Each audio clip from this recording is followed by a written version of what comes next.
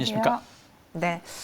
안 그래도 월요일, 헬요일 정말 힘든 날인데 오늘 시장마저 우리를 힘들게 하고 있습니다. 과연 여러분들이 보유한 종목들 들고 가도 괜찮을지, 매도해야 될지 OX로 빠르게 점검해 보도록 할게요. 첫 번째는요. 그래도 이 시장 안에서 그리 큰 낙폭을 보이지 않고 있는 SK하이닉스입니다. 보합에서 마감을 준비하고 있어요. 하락장이 믿을 건 실적뿐이라고 하는데 두 분도 동의하시는지 더 들고 가시겠습니까? 매도하시겠습니까? OX 의견 주시죠. 네, SK하이닉스가 사실 개인 투자자분들이 정말 많이 힘들었던 종목인데 이 하락장에서는 오히려 효자처럼 버텨주고 있어요. 네, 역시나 그래도 이렇게 급락장에서는 그래도 이제 대형주 중에서도 또 주도주가 된다라고 생각하고 있고요. SK하이닉스는 만약에 이제 지수 자체가 좀 회복이 된다라고 한다면 가장 먼저 상승할 수 있는 이제 대형주다라고 좀 생각을 하고 있습니다. 이제 반도체 이제 대표주 중에서 삼성전자, SK하이닉스 중에서 이제 시장에서 지금 보기에는 만약에 실제로 반도체 섹터를 주도할 수 있는 종목은 SK하이닉스 쪽으로 좀 더 손이 간다고 생각을 하고 있고요. 그에 대한 반증으로 최근에 외국인들의 수급은 계속해서 들어오고 있고요. 외국인 수급 1월 이후로도 계속해서 2월에도 지속적으로 지금 지수는 빠지고 SK하이닉스는 어느 정도 좀 보합세를 유지하고 있습니다만 일단 수급 면에서는 좀 탁월하다라고 볼 수 있겠고 그 수급의 패턴을 보게 되면은 작년 한 8, 9월부터 해서 지속적으로 외국인들의 지분율이 높아져 가고 있다라고 확인이 되고 있습니다. SK하이닉스 일단 업황에 대한 회복이 된다. 지수에 대한 회복, 업황에 대한 회복이 된다라고 하면 가장 최선호주로 될 수 있겠고 이 부분은 아무래도 서버, PC 등에 대한 전반적으로 이제 메모리 수요가 증가하는 부분 그리고 이제 D램에 대한 가격 상승 그리고 여기에다가 이제 인텔 인수에 대한 이제 마무리 작업이 되면서 실제적으로 올해 하반기부터는 이 낸드 사업부에 대한 실적이 반영될 수 있겠다는 기대감으로 인해서 계속해서 이 수급 면에서 좀 탁월하다라고 볼 수 있겠고 SK하이닉스는 지금 가지고 계신 분들은 좀 더 보유하셔야 될 것 같고요.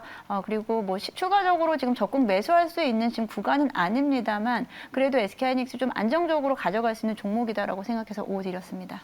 네, SK하이닉스 5 의견이고요. 이어서 두 번째 종목은 조금 전 수급파이터에서 나온 종목입니다. 페노션 확인해 볼게요. 나도 유가 상승 수혜주다. 이 종목에 대한 두 분의 의견은 어떨지 열어보도록 하죠. 네, 유창희 대표님도 염정 팀장님도 더 들고 가보자라고 했는데 페노션을 봐야 하는 이유가 있다면 무엇을 가장 먼저 꼽을 수 있을까요? 앞에서 다 얘기하자. 미디어 가격 안정적인 흐름들이 있고 네. 그리고 지금 어찌되었든 이제 페노션 같은 경우는 이제 약간 벌크선 관련된 부분인데 이 벌크선이 이제 원자재 관련돼서 석탄이든 철강석이든 이런 부분들 그 운송을 좀 많이 하는 부분들이 있거든요. 그래서 그런 부분들이 어쨌든 가격이 상승되면서 운임 가격이 좀 늘어날 수 있다는 부분들 좀 계속해서 지켜보실 필요가 있지 않을까 생각을 좀 하고 있고요.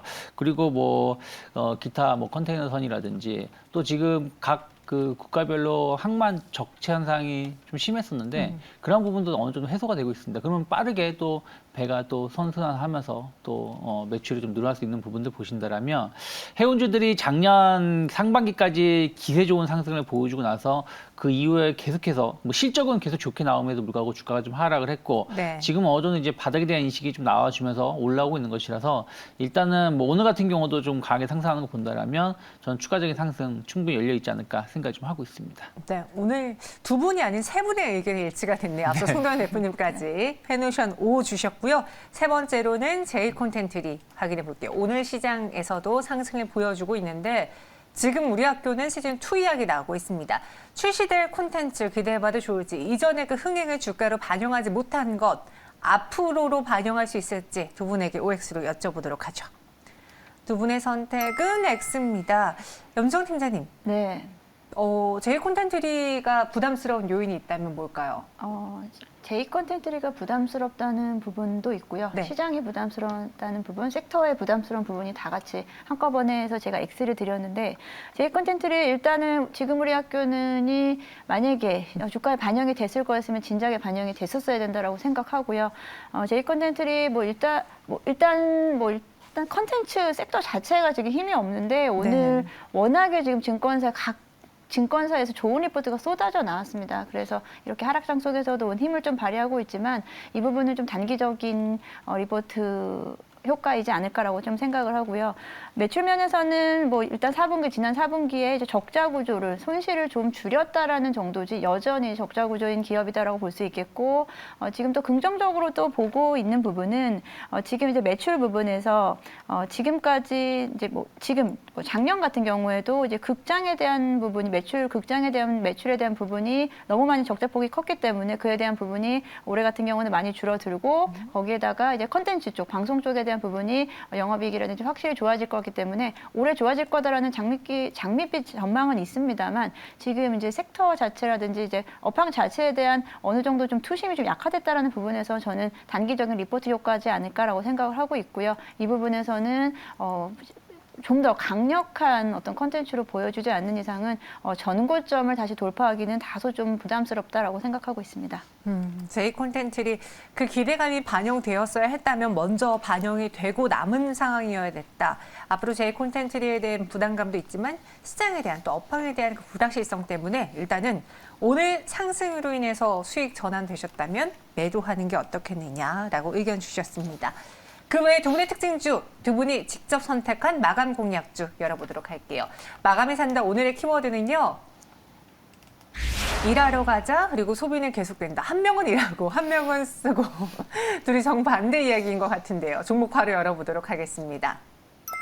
두산밥켓과 신세계를 꼽아주셨는데요. 일하러 가자, 두산밥켓 어떤 연관인가요? 네, 뭐 우리나라 같은 경우는 좀 덜 했습니다만은 네. 외국 같은 경우는 코로나 때문에 산업 현장에 사람이 없었습니다. 맞아요. 지금 이 물동량 부족, 공급망 충격도 공장에서 일을 못하기 때문에 공급망 충격이 발생한 것이지 일만 잘했다면 그 공장이 잘만 가동됐다면 공급망 충격은 있을 수가 없었겠죠. 항만 누적 현상도 그런 것은 없었겠죠. 근데 이제 코로나가 어느 정도 이제 종식은 아니지만 이제는 네. 위드 코로나로 간다라는 흐름 아니겠습니까?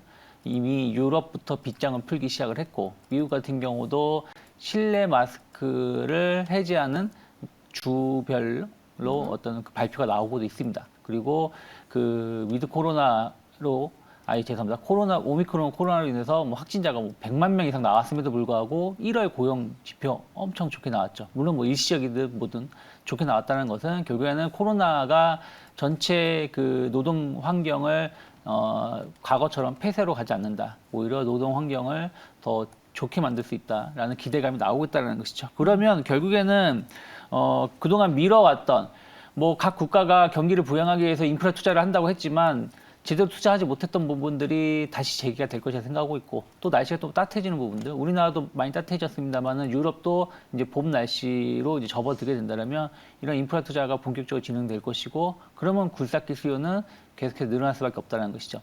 두산마켓 같은 경우는 유럽하고 북미 지역이 가장 큰 시장이기 때문에 그런 부분들에 대해서 관심을 있게 좀 봐야 된다고 생각하고 있고 두산마켓도 마찬가지입니다. 부품이 부족해가지고 제품을 못 만들었어요. 그래서 각 국가별로 그러니까 제품을 제대로 인도를 못했는데 이런 부분들이 좀 완화가 될 수 있다 생각하고 있고 원가 상승은 또 제품 가격 상승으로 또 전가시킬 수 있지 않나 생각을 좀 하고 있습니다. 그래서 뭐 공급망 이슈가 좀 해소가 되는 어떤 기대감들 그리고 어쨌든 시장 수요가 계속해서 확대될 수 있는 걸 본다라면 인프라 관련된 굴삭기 관련된 기업들 중에서는 그래도 두산마켓이 최근에 좀 조정이 나왔지만 가장 좀 기대해 볼 수 있는 기업이 아닐까 생각하고 있습니다.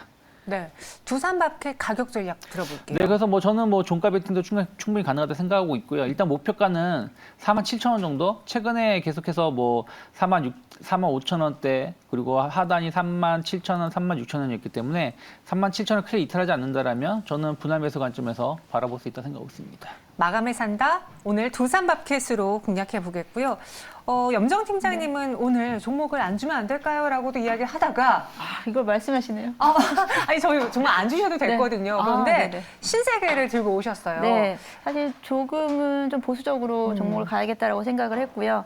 유 대표님 말씀하신 대로 일을 하면 돈을 버니까 또 소비도 또 이루어지지 않겠습니까? 저는 같은 맥락이라고 보고 있고요. 결국은 그래도 시장 경제는 돌아가게 되어 있다라고 생각해서 소비는 계속된다. 그래서 신세계를 골라봤고 이제 실적 면에서 봐야 될 것 같습니다. 신세계 같은 경우에는 지난 4분기에 실적 서프라이즈를 보여줬습니다.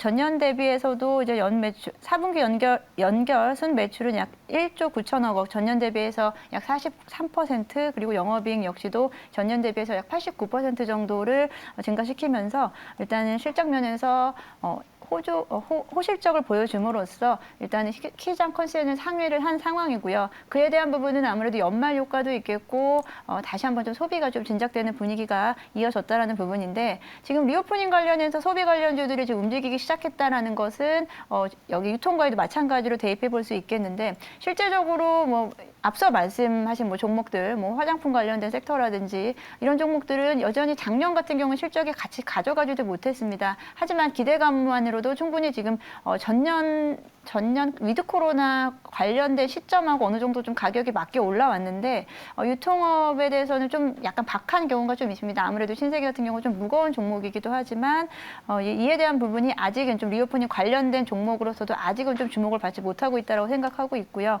올해 매출 역시도 계속 증가세를 유지할 수 있을 거다라고 생각하고 있습니다. 여전히 소비에 대한 이 어떤 욕구, 소비 욕구는 계속된다라고 생각을 하고요. 아직도 이제 해외 여행이라든지 해외에 대한 어떤 수요가 반영되지 못하고 있는 상황에서는 그에 대한 부분이 고스란히 유통가 쪽으로 특히나 이런 좀 뭐 명품이라든지 어떻게 보면 소비 욕구를 좀 충족시킬 수 있는 이런 상품들로 좀 넘어가지 않나라고 생각하고요. 특히 이제 신세계에서는 백화점 부분의 매출액이 매출 성장세를 가장 좀 잘 이끌고 있고요. 여기에다가 또 이번에는 신세계가 여의도 IFC몰에 대한 입찰에 참여함으로써 뭐 여의도에서는 지금 사실 더현대 작년 4월경에 더현대가 오픈하면서 한번 좀 유통업에 대한 어떤 불씨를 좀 지폈는데 이번에는 여의도의 IFC에 대한 입찰에 대한 이야기가 나오면서 다시 한번 좀 관심을 가져볼 수 있는 종목이다라고 생각을 하고 있습니다. 최근에 수급 면에서 봤을 때도 최근 뭐 외국인 기관 올 1월 들어서 순매수 방향으로 전환시키면서